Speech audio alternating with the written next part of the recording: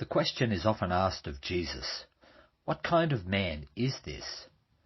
But at the wedding in Cana in John chapter 2, having established the divinity of Jesus, John confronts us with the intriguing question, what kind of God is this? If God were to become a man, what kind of man would he be?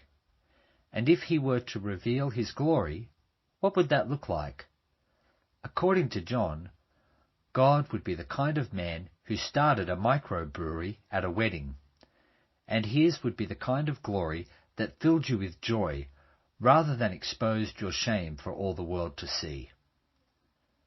Of Jesus we read, "He is the radiance of the glory of God, and the exact imprint of his nature." To say that Jesus is the image of God is to say that this is what God is like. And what is he like? What kind of God is God? In Jesus Christ, ordinary people met a God that they wanted at their parties. In Jesus, they met a God who didn't care about status or station in life when it came to friendship. People wanted Jesus to be their friend. Why? Because Jesus was and is eminently likable. In Jesus, ordinary people met with a God who knew how to weep with those who weep, but they also met with a God who knew how to laugh. In the Old Testament, the people encountered a God who could take a swing at the bathroom habits of Canaan's idols, a God who could poke fun at the intestinal woes of a pagan king, and a God who was happy to accomplish his plans through Jehu's road rage. In the New Testament, they encountered the same God, only now in the flesh, a God who knew how to laugh, sing, and make friends, the kind of God who taught his followers about grace by turning 520 litres of dirty water into 690 bottles of Shiraz at a wedding. John chapter 2, verse 1 to 3. On the third day, a wedding took place at Cana in Galilee.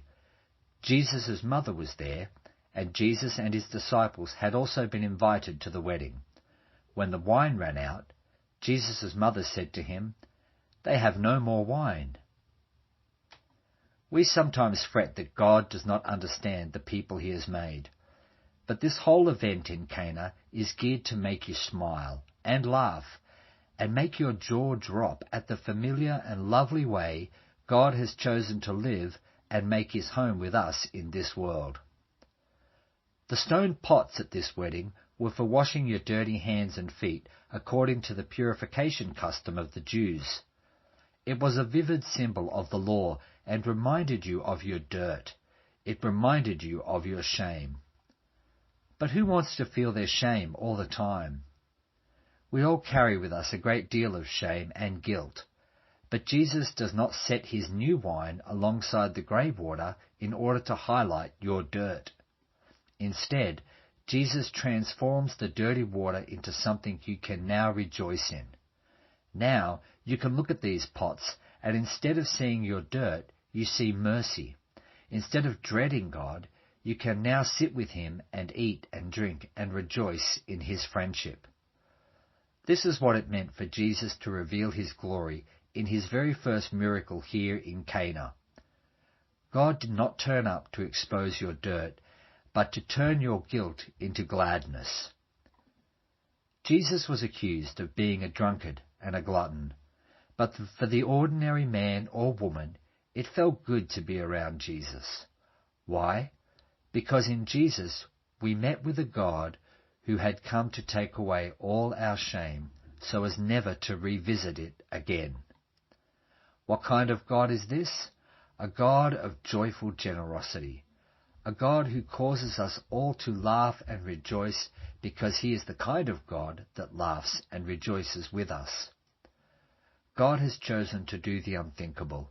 He has chosen to enter into this world of wine and weddings and do the laughing and the rejoicing with us as a man.